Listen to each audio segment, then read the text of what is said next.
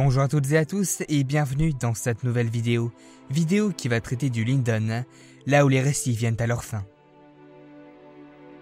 Au Havre Gris vivait Círdan, le charpentier de navire, et certains disent qu'il y demeure toujours, et il demeurera jusqu'à ce que le dernier navire eût appareillé vers l'Occident.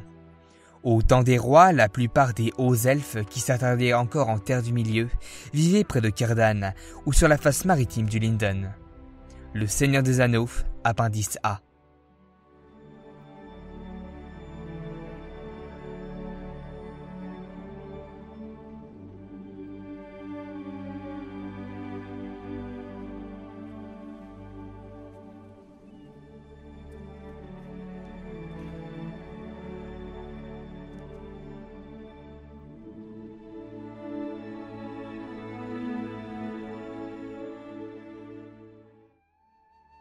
Le Lindon, que l'on pourrait traduire par pays de la musique ou pays du chant en Sindarin, était une région elfique située tantôt à l'est du Beleriand, tantôt à l'extrême ouest de la Terre du Milieu.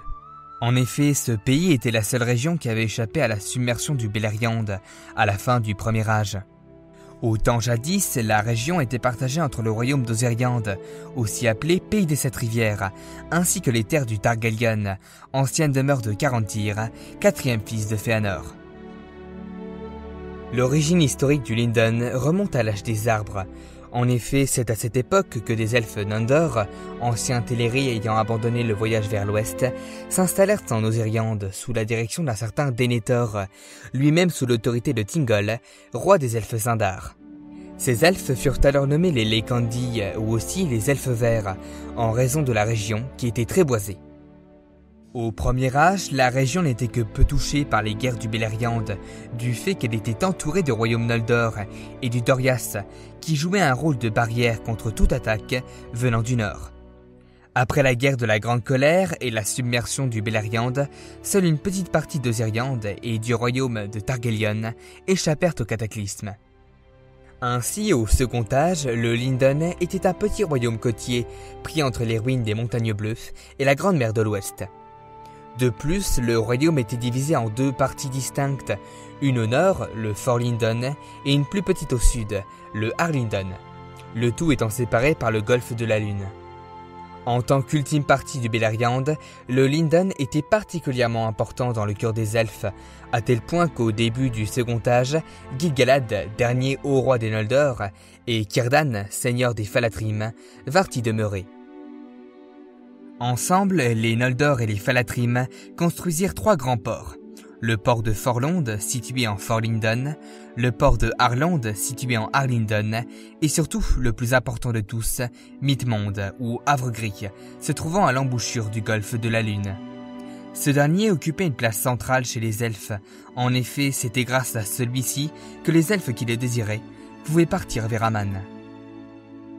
Dès lors, le royaume de Lindon connut la paix ainsi qu'une certaine prospérité jusqu'en 1697, année qui vit la guerre entre Sauron et les elfes d'Eregion.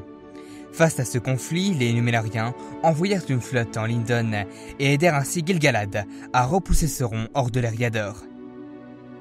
Par la suite, aucun événement majeur ne se produisit en Lindon, si ce n'est l'arrivée d'Elendil en Terre du Milieu après la submersion de Númenor. Après la guerre de la Dernière Alliance et la mort de Gil-galad en 3441, il n'y eut plus de hauts rois en Lindon. En cet âge, la population du Lindon diminua fortement, car les elfes quittaient massivement la Terre du Milieu. Seuls Círdan et quelques fidèles, qui avaient pris l'intendance du royaume, restèrent pour préparer les derniers navires. Cependant, le Lindon continua à aider ses alliés et notamment les Dunedains d'Arnor, en leur envoyant à de nombreuses reprises des flottes de navires pour les aider à combattre le royaume d'Angmar. Malheureusement, ces interventions n'évitèrent pas la ruine des trois royaumes d'Arnor, avec la défaite du dernier d'entre eux, l'Arthédain. Ainsi, en 1975 du Troisième Âge, une grande armée composée d'hommes du Gondor, d'elfes du Lindon menée par Glorfindel et des derniers habitants d'Arnor marchèrent sur Fornost dans le but de briser le pouvoir du roi sorcier d'Angmar. À la suite de la bataille, la victoire fut acquise, bien que l'Arnor fût ravagé.